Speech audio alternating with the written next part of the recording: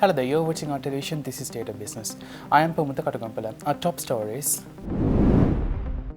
President Ranil Wickremesinghe advocates reform in global financial structure. Governance diagnostics play a pivotal role in inclusive growth, IMF says. Welcome back, you're watching State of Business. Now let's have a detailed look at the stories. Now, President Ranil Wickremesinghe highlighted the numerous challenges the world faces, such as conflicts, pandemics, repercussions, climate disasters, and financial market uncertainties. The president also emphasized the disproportionate impact on vulnerable G77 economies. The president said this while addressing the third South Summit of G77 plus China in Uganda on Sunday. We are meeting here today at a time when the world is facing a multitude of challenges.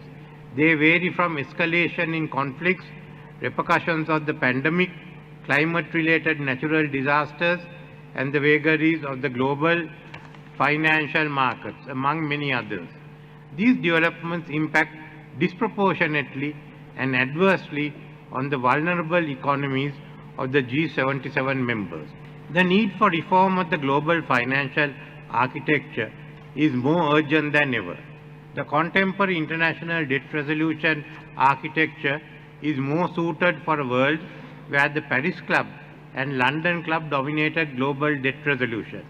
Today, global debt, and particularly debt in the developing world, is dominated by the international bond markets and non-Paris Club lenders.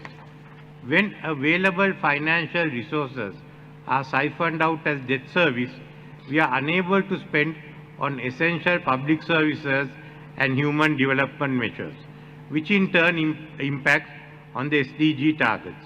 The common framework has also been inadequate as a forum to provide speedy debt resolution.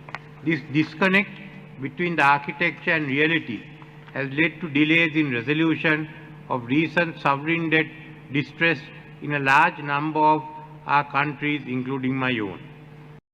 During his address, the president also said that the global financial system has failed to meet the needs of the global south to mitigate and adapt to climate change.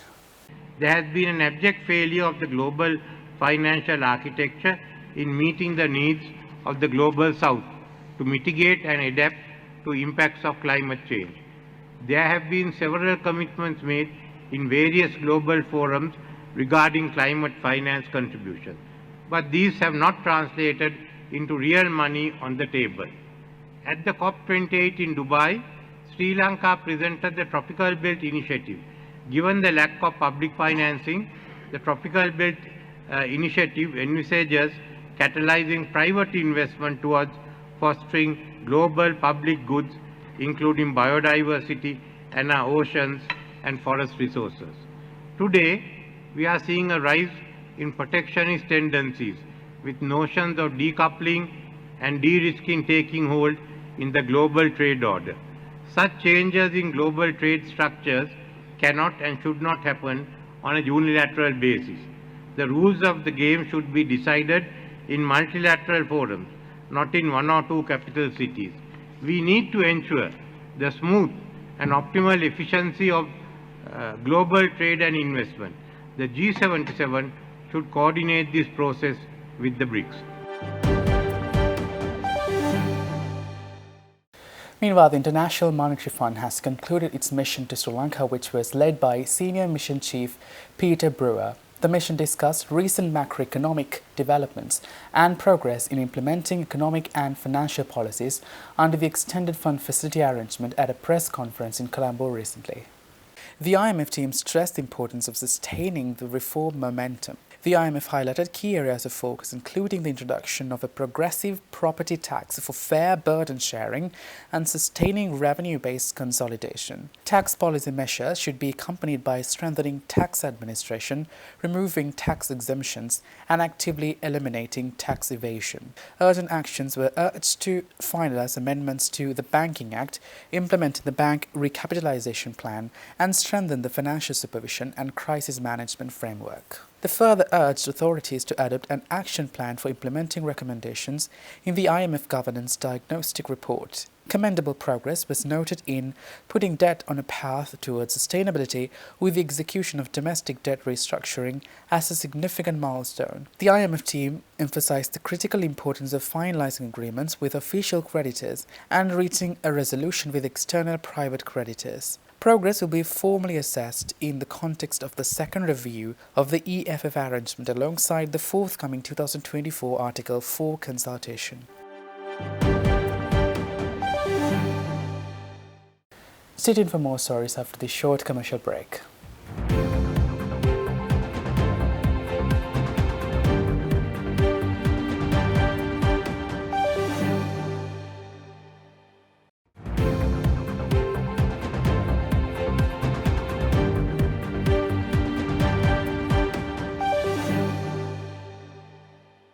Welcome back, you're watching State of Business. Now, Health Minister Dr. Ramesh Pattanath said that the ministry has finished 91% vaccination for measles among children.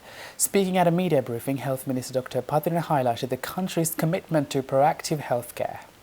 Dr. Pattanath outlined key health priorities for the year with a focus on bolstering primary health care services, improving efficiency for patients, and ensuring prompt access to essential resources. However, he acknowledged that tackling non-communicable diseases remains a major challenge. Addressing the concerns and the associated complications is crucial for Sri Lanka's long-term health. Dr. Pattanath also stressed the urgency of tackling dengue fever, calling for increased public collaboration alongside support from health and security departments. Recognizing the existing drug shortage, the government is actively importing essential medicines, with shortages gradually decreasing. He mentioned ongoing efforts to develop an online platform in collaboration with Moratuwa and Colombo universities to bring transparency and efficiency to the medical supply system.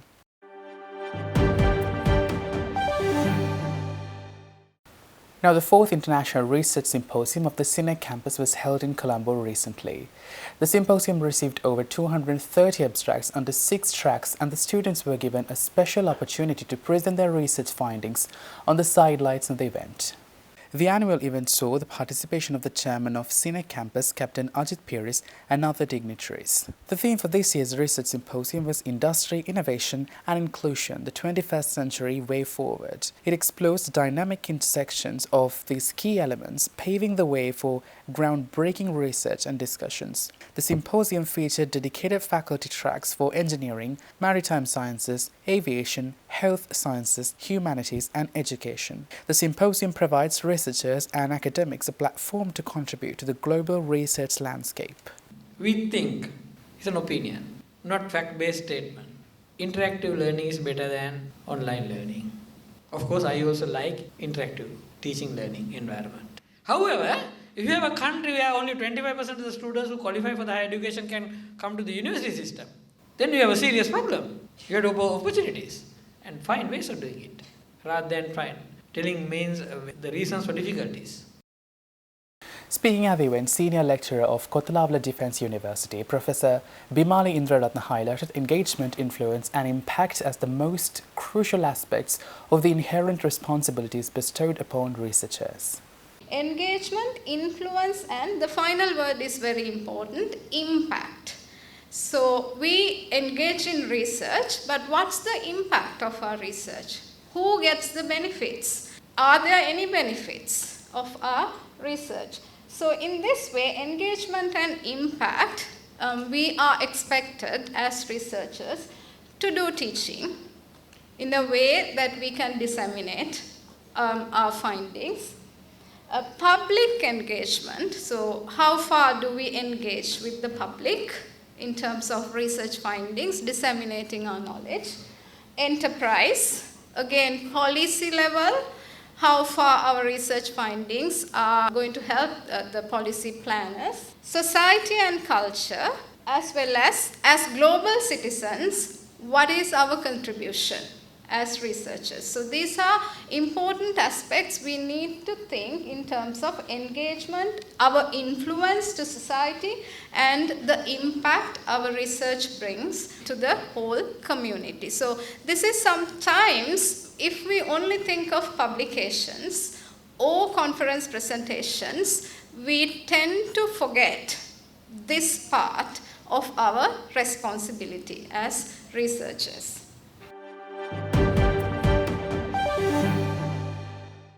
Stay tuned for the stock update.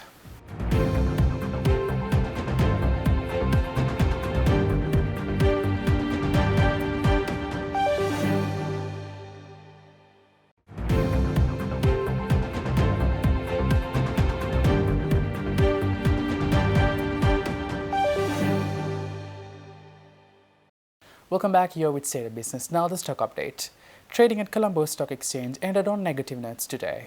The All Share Price Index dropped 92.60 points to close at 10,279.09, and the S&P SL20 dropped 25.09 points to close at 2,901.30. The turnover was 0.7 billion rupees and over 29 million shares were traded. Coming up next are Forex rates.